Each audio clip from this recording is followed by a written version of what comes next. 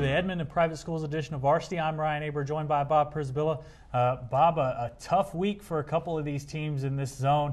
Heritage Hall losing unexpectedly to John Marshall, and Deer Creek losing to Altus, which maybe in and of itself wasn't too shocking, except for the depth that of the injuries for the Antlers. First of all, let's start with Heritage Hall.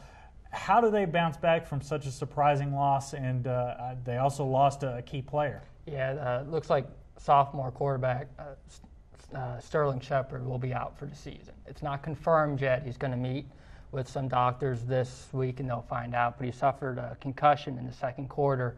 That's the second one this season. And just a sophomore, there's no need to risk it. He suffered one in the first game against Cassidy, and then he missed the following week. And he's been such a spark to this team that without him, they seemed a little confused, but even with him, it seemed like that John Marshall game was going to be a battle.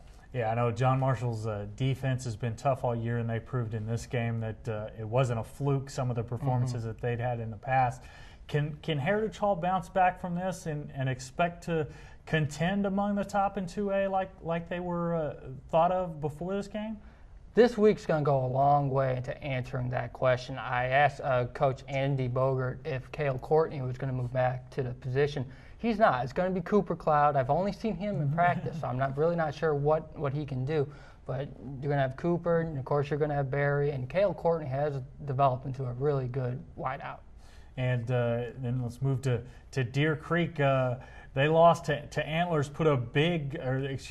they lost to Altus, put a big blow to their playoff hopes. Yep. They lost a lot of key players due to injuries, too.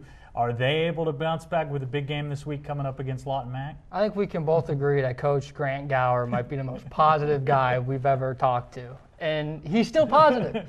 So that gives me some chance that maybe there is a chance that this turns around. But it was 0-0 at halftime. And then all of a sudden, in the second half, boom, one injury after another. Starting quarterback, Alex Christensen, broken hand. He's out. His replacement, Tyson Wade, broken collarbone. He's out. Their starting running back, Colton Sander, he was already out. His replacement, Tyler Price, he's out. Tears ligaments in his thumb. It's been a real rough week. Yeah, and they've got to beat Lawton MacArthur, which is a tough task in and of itself, and also hope for some Chickasha help over Altus if they want to make the playoffs. Yeah, and right now the plan is for Hunter Dinkins to be the quarterback, but Gower said he won't hesitate to keep Dinkins at receiver because he's been a real asset to the team there, and move freshman quarterback Joel Blumenthal into the spot. I've heard a lot of great things about Joel. And maybe, this is a storybook ending if a freshman comes into the final game of the season, leads the team to the playoffs.